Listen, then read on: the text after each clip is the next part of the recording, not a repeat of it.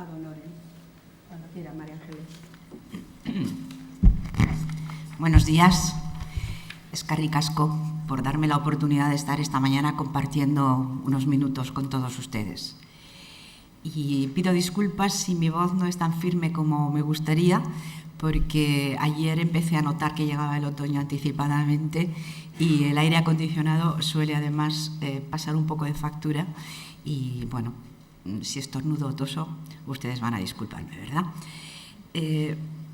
Yo agradezco mucho esta invitación porque hice con mucha ilusión el informe sobre la situación de los mayores en la economía de Euskadi y hoy en parte voy a volver a tomar el tema y quería decirles que está absolutamente a su disposición, no tienes más que entrar en la página web y lo pueden descargar con toda tranquilidad, leerlo, en fin, está absolutamente a su disposición, es un texto grande y no voy a entrar en muchos casos en detalles porque ahí pueden ver con mucho más detalle todo lo que yo pudiera resumir aquí en 20 minutos.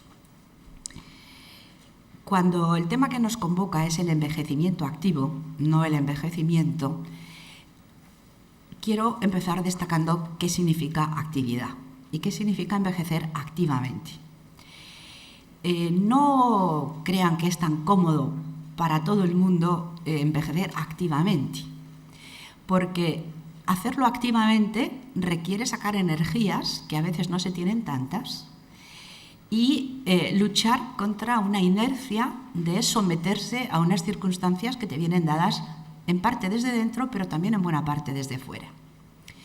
Y tengo que decir que para algunos tipos de movimientos organizados, contar con participantes que son activos significa tener que organizarse de una manera distinta y que sus relaciones con todos los demás sujetos que son actores sociales también implica un tipo de relación distinta.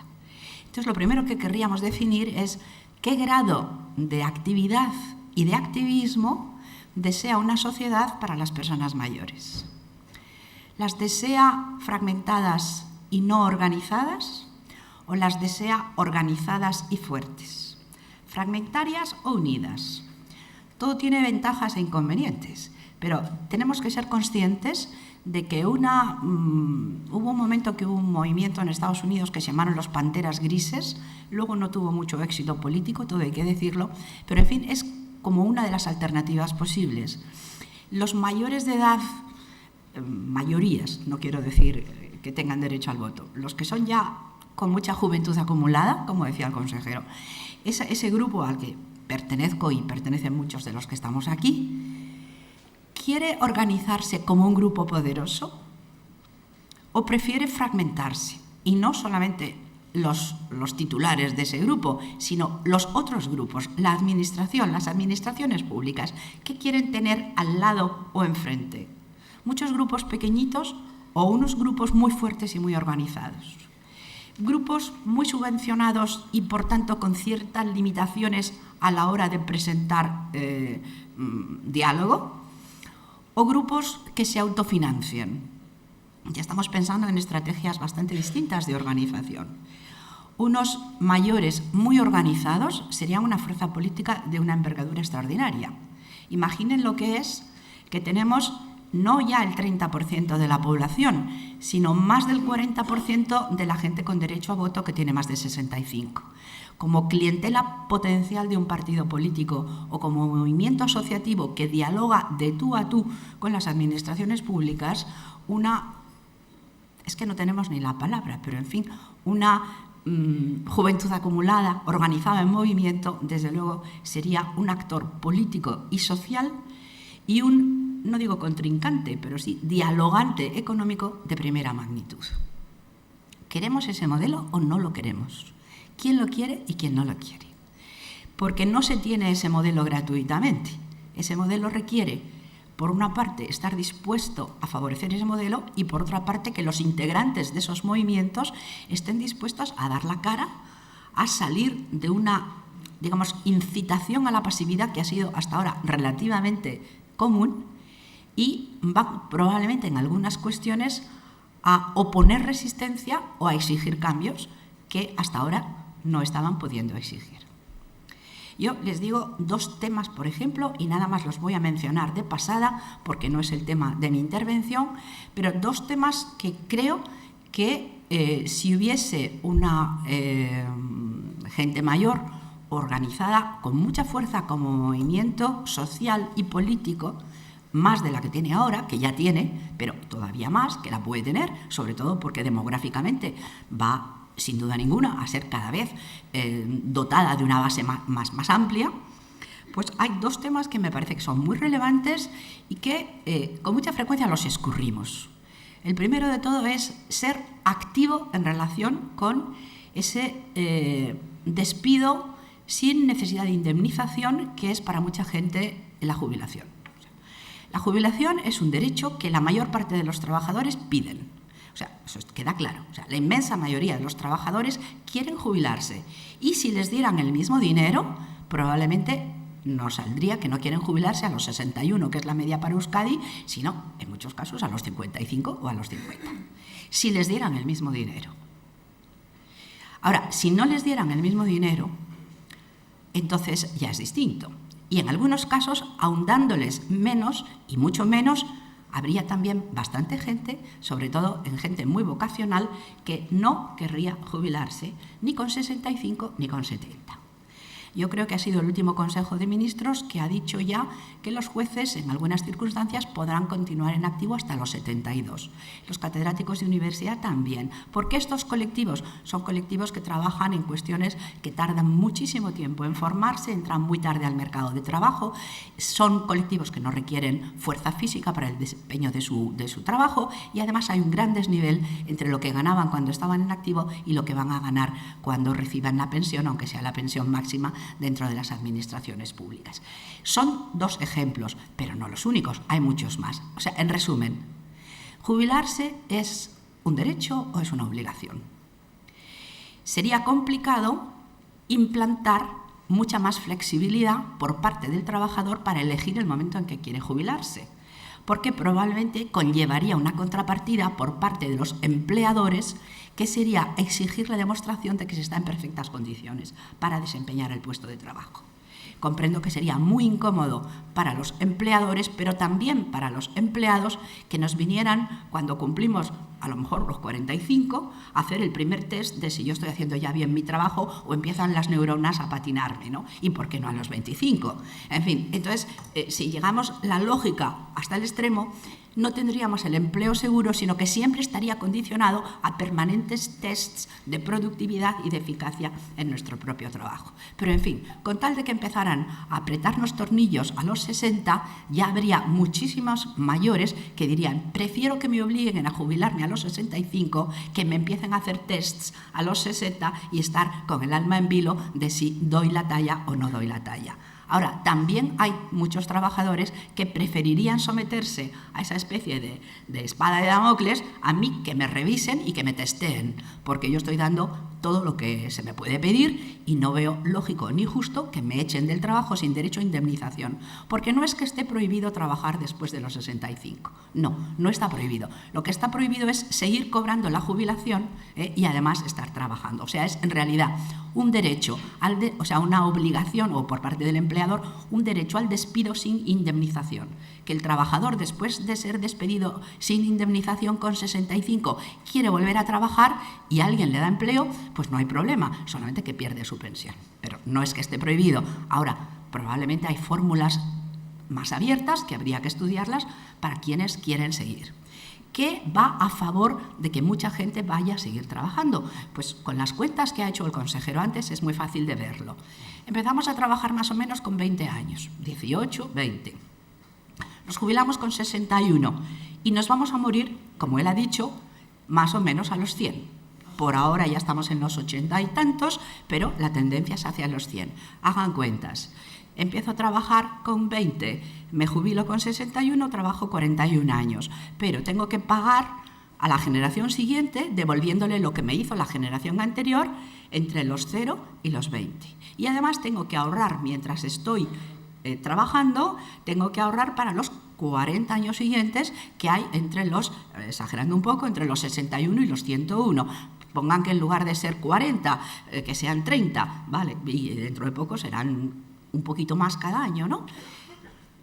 ¿De dónde sacamos los recursos? La idea es que vamos, a menos que consigamos una especie de nueva revolución industrial que aumente la productividad en el trabajo de un modo extraordinario, cada año que vivimos más, lo dijo una persona muy célebre y lo dijo un ministro japonés y se les echaron encima. ¿Qué es eso de que la longevidad hace que haya menos dinero? Bueno, pues es que es verdad, es verdad. Somos más longevos y es estupendo. Es la mejor conquista que hemos hecho nunca en la humanidad.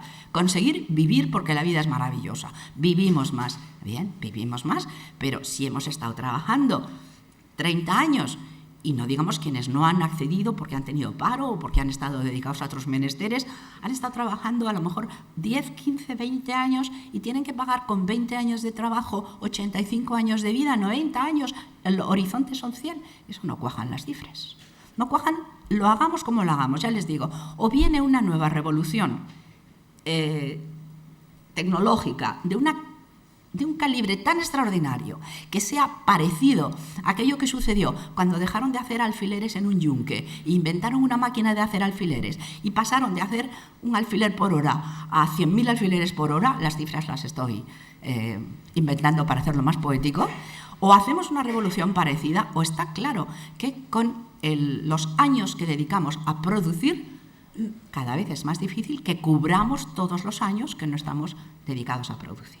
Da lo mismo que el dinero nos lo quite durante el tiempo que estamos en activo la administración pública y obligatoriamente nos lo guarde para devolvernos en forma de pensiones, o que nosotros lo metamos en un cajón y lo administremos nosotros mismos y al final lo tengamos guardado. Será distinto el modo de administrarlo, pero lo que es la cantidad de dinero es el mismo problema, sea quien lo administre. El segundo tema es en relación con nuestra salud. A mí me ha gustado mucho porque me ha dado el pie. Siempre es un tema difícil de plantear, pero me ha dado perfectamente pie el consejero cuando ha dicho tenemos que ser felices incluso cuando se acerca el momento de la dependencia y tenemos que ser felices hasta el momento del tránsito. El tránsito quiere decir cuando decimos adiós o nos dicen adiós nuestros seres queridos y desaparecemos de este globo terráqueo y vamos a algún lugar que no sabemos algunos exactamente qué lugar es, otros lo tienen muy claro. Bueno, vamos donde sea que vayamos, pero dejamos de estar aquí, ¿no? ¿Y por qué decir que vamos a ser felices hasta el momento de la muerte? Esa es otra de las grandes batallas. Garantizar el tránsito feliz y garantizar una mayor autonomía en el tránsito. Ustedes y yo sabemos que nos vamos a morir, ninguno nos vamos a quedar aquí. ¿Por qué no afrontar que la muerte es una experiencia por la que todos vamos a pasar y que hay que dotarla de la máxima calidad humana? Y entre la máxima calidad humana está la máxima autonomía humana. Aquí lo dejo planteado, no es un tema fácil, pero no se hagan ilusiones, todos ustedes van a morir, ninguno de ustedes sabe qué es lo que la naturaleza le tiene deparado. Pueden buscar la mejor sanidad, pueden buscar el mayor afecto de sus hijos. Ahora, lo que la naturaleza tenga reservada para ustedes, ustedes no lo saben. Y sus médicos solo hasta cierto punto lo pueden controlar. La naturaleza es nuestra madre, pero a veces no parece nuestra madre, sino nuestra madrastra. Peor que la peor de las madrastras. La naturaleza a veces es torturadora. Y tenemos que saberlo, porque nadie sabe en nuestras cartas de decir adiós a la vida si la naturaleza se va a portar con nosotros como una buena madre o como una pésima madrastra. Y nosotros tenemos que tener previsto un tránsito feliz y un tránsito con la máxima autonomía y dignidad, sea cual sea lo que la naturaleza nos esté deparando.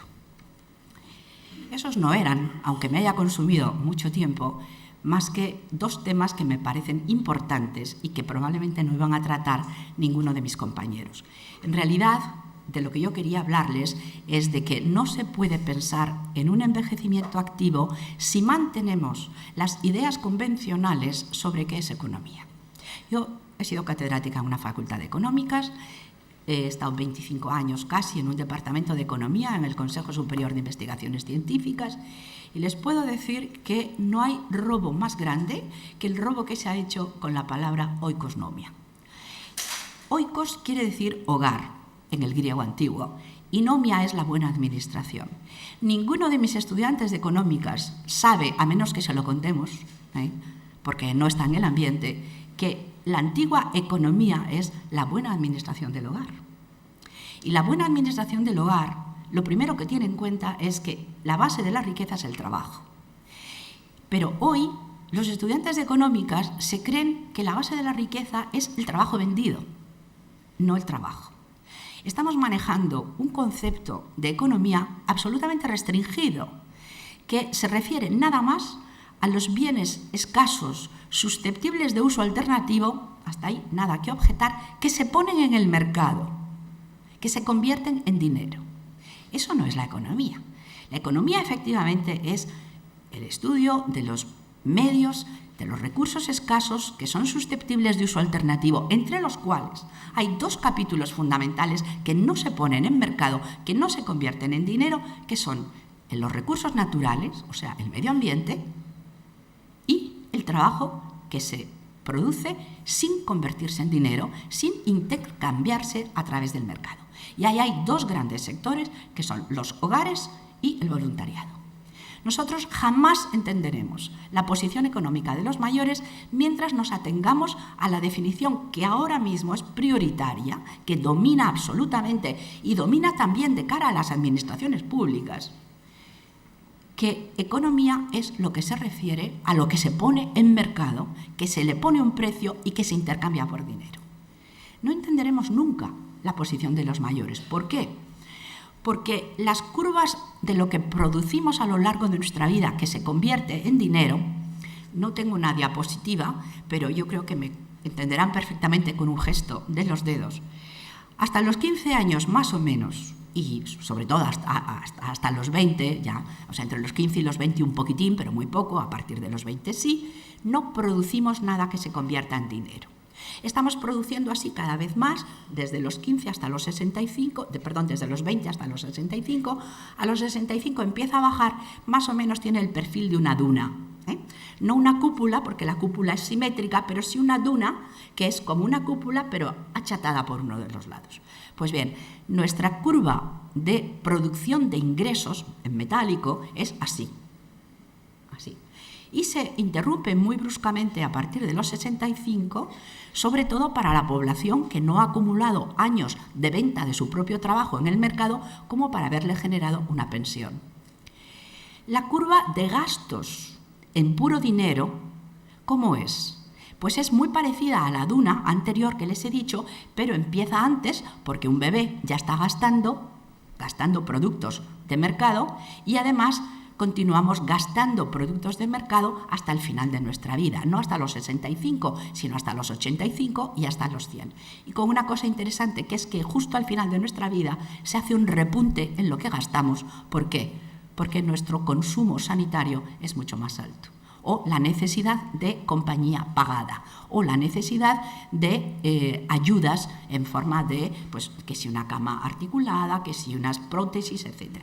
Entonces, ¿gastamos cómo gastamos? Pues gastamos una duna parecida a la anterior, pero con menos altura, porque empezamos a gastar desde el principio y continuamos gastando hasta el final. ¿Qué es lo que ahorramos? La diferencia entre las dos dunas. Donde la duna de lo que ingresamos es más alta que la duna de lo que gastamos, ahí estamos guardando. ¿Para qué? Para gastárnoslo o antes con la generación siguiente o después para nosotros mismos. Bien, pero es que eso solo es la mitad de la historia. La otra mitad de la historia es que producimos muchísimo, pero muchísimo, y consumimos muchísimo que no pasa por mercado. ¿Cuánto? Pues es muy difícil decirles cuánto. ¿Por qué? Por una razón muy sencilla.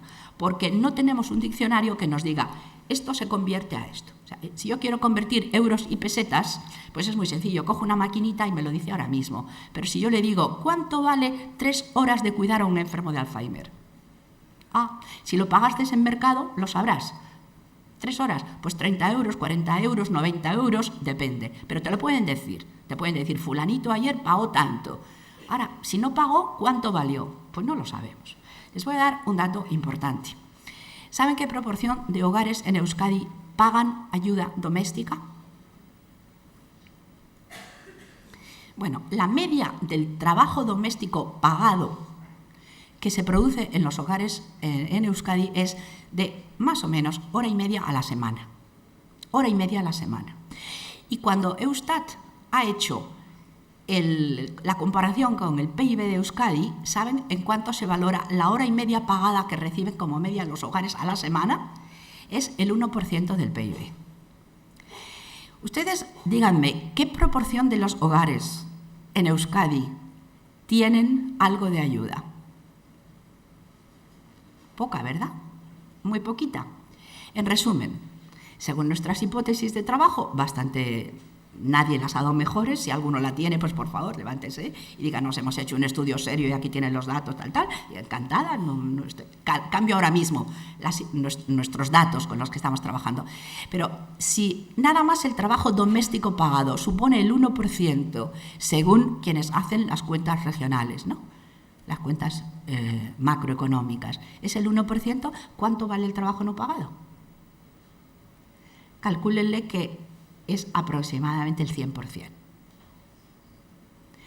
O sea, estamos hablando de que el trabajo no pagado en los hogares en Euskadi, si se le diera la misma valoración que a las empleadas de hogar, digo las porque son casi todo las, equivaldría a otro tanto como el PIB de Euskadi. Y de ese otro tanto, ¿cuánto lo ponen personas mayores? ¿Y cuánto lo consumen personas mayores? Entonces nos vamos a un tema y yo supongo que casi me están diciendo que me vaya despidiendo. Le iba a decir.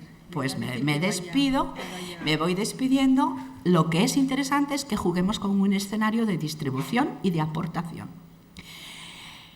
¿Vamos a mantener a la gente empleada hasta los 65 nada más? Bien, ahí tenemos 25, 30, 35 años de gente que puede hacer dos cosas: o producir servicios para sí mismos y para otros, o no producirlos.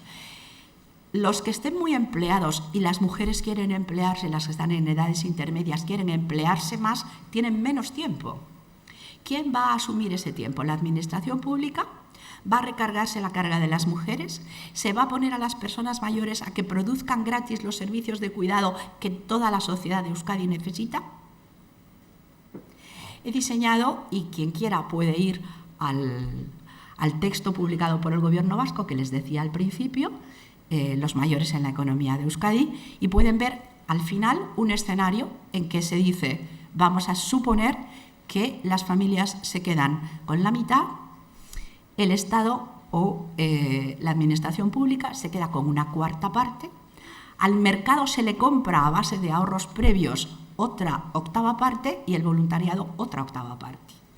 Es nada más un escenario para jugar. Si ustedes son responsables de asociaciones, tengan muy en cuenta estos escenarios y jueguen para repartirlo como ustedes crean que es lo conveniente. Solo les digo, como decía el consejero, que de aquí a 10, 15, 20 años la carga que hay que repartir de cuidado va a aumentar mucho y las personas disponibles para hacerlo o son los mayores o con las mujeres que tradicionalmente se han hecho cargo no podrán hacerse cargo si simultáneamente están como desean en el empleo. ¿Qué hacemos entonces? ¿Sobrecargar a las mujeres que no tengan empleo y están en casa con una carga doble de la que tienen ahora? ¿Ponemos a los desempleados, que en Euskadi hay pocos, obligatoriamente o mediante control social, aunque no sea por ley, a cuidar y hacerse cargo de ello? ¿Les pedimos a los mayores que el ocio lo olviden y que dediquen gran parte de lo que ahora piensan que es derecho al ocio, lo dediquen a cuidar por control social y presión social porque no vamos a tener mucho dinero para otras cosas? Hacemos una campaña intensiva y muy productiva para que haya menos necesidad de cuidado y todos aprendemos a hacernos lo nuestro y pedimos a los demás que nos hagan lo menos posible y hacemos gimnasia y no bebemos y no fumamos para que estemos más sanos y consumamos menos.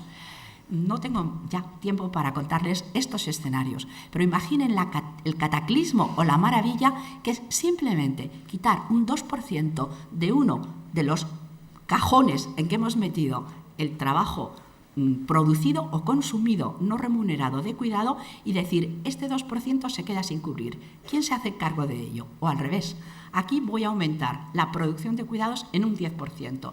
¿Quién se beneficia de ello? Muchas gracias por haberme escuchado.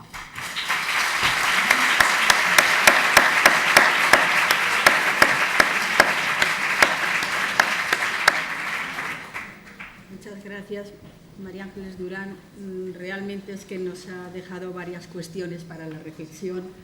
Después de las 3 intervenciones tendremos un poco de tiempo para un debate o para que se formulen las preguntas que se consideren. A continuación voy a presentar... Esto no sé si funciona. A continuación voy a presentar a Geoff Green. Geoff Green es profesor emérito en el Centro de Investigación de Salud y Asistencia Social de la Universidad de Sheffield Hallam y es presidente también del Grupo de Asesoramiento Estratégico de la Organización Mundial de la Salud sobre ciudades y comunidades amigables. Coordina la evaluación